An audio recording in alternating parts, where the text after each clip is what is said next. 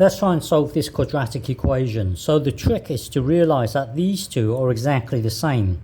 So let w equals this whole thing here, 2x minus 3 squared. So the whole equation would then become w take away 4 over w take away 3 equals 0. So rather than solving this, we will try and solve this, and then later we will convert w back into the x. You see what I mean later.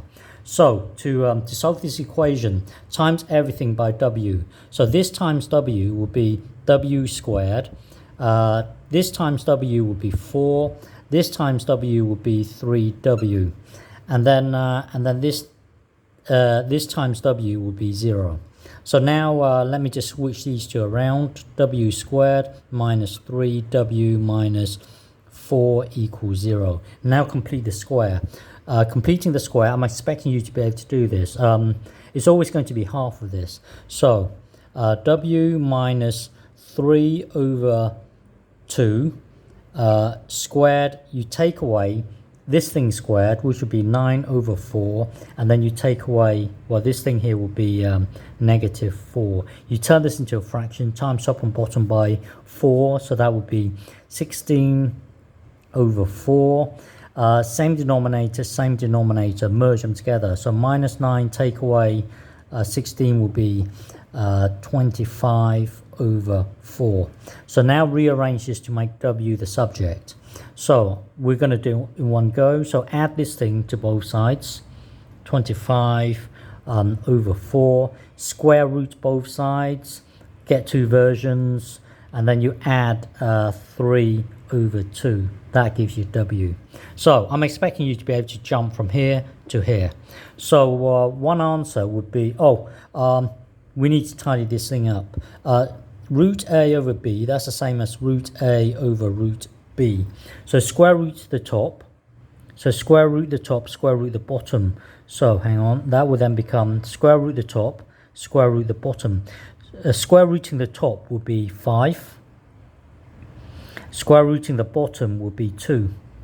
And then you will get same denominator. So 3 plus 5 would be 8 over 2 is one solution, which is the number 4. And so the other solution would be this take away this, which would be minus 2 over 2, which is the number negative 1. So you have two solutions, 4 and negative 1. So now we know w, so now we need to convert it back into x. So hang on. So when you get to this stage, here, you need to go back to here and realize that this thing here, 2x minus 3 squared, is equal to 4. That's one scenario.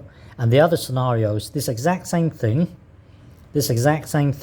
2x minus 3 squared equals negative 1.